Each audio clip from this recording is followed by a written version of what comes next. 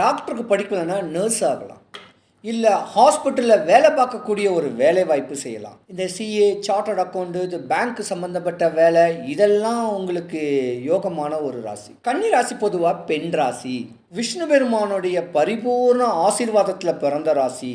கன்னி ராசியில் 3 நட்சத்திர பாதங்கள் பலமாக இருக்குது. இருந்திருந்தாலும் ராசிக்கு 7வது வீட்டில் தான் உங்களுக்கு சனி பயிற்சி. ராசிக்கு 7வது வீடுன்னு கேட்கக்கூடியது குருவுடைய வீடு மீன ராசி.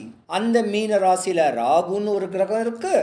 சனி பகவான் போய் 2வது ஆளாக அந்த வீட்டில் போய் தஞ்சம் அடைய போகிறாரு. நீங்கள் யோகக்கார்.